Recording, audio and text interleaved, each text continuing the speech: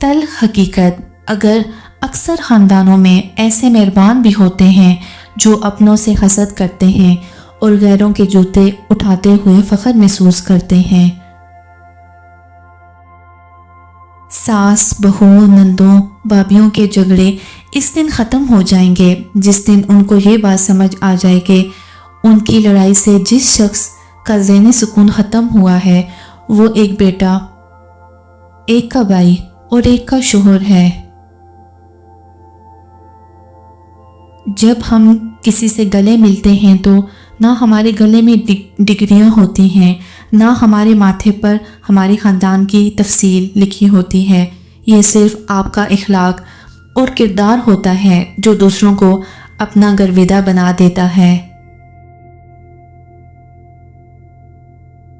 رشتے اور شیشے دونوں ہی انتہائی غفلت سے ٹوٹتے ہیں۔ ہمیں یہ یاد رکھنا چاہیے کہ شیشے کا متبادل مل جاتا ہے مگر رشتے کے متبادل رشتے نہیں ملتے۔ عمر سے زیادہ حالات انسان کو جلدی بوڑھا کر دیتے ہیں۔ انسان کو کام اور محنت سے اتنی تھکاوٹ نہیں ہوتی جتنا لوگوں کے رویے تھکا دیتے ہیں۔ نیت کتنی بھی اچھی ہو، دنیا تم کو تمہارے دکھاوے سے جانتی ہے، اور دکھاوا کتنا ہی اچھا کیوں نہ ہو، اللہ تم کو تمہاری نیت سے جانتا ہے۔ جب آپ کو اللہ کسی کی منافقت دکھا دے تو اس سے لڑیں مت، اسے ایسے چھوڑ دیں جیسے وہ حیات میں ہی نہیں ہے۔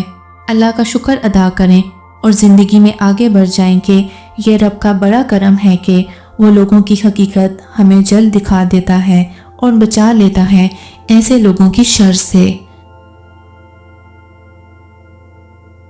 مکافات عمل دستک نہیں دیتی اور نہ ہی اسے کسی در کے کھلنے کا انتظار رہتا ہے، یہ تو جہاں جاتی ہے اپنے لیے دروازے کھول لیتی ہے۔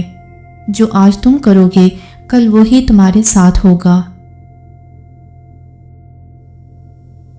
اسی لیے کسی کی زندگی جہنم بنا کر سجدوں میں جنت مانگنا چھوڑ دیں۔ جس نے آپ کو اوپر چڑھنے میں مدد کی ہے اس کو توڑنے کی کبھی کوشش مت کرنا، کیونکہ واپس اترنے میں تمہیں اس کی سخت ضرورت ہوگی۔ اللہ تعالیٰ جب کسی بندے سے ناراض ہوتا ہے تو اسے پاکیزہ لوگوں کی عیب جوئی میں مشغول کر دیتا ہے۔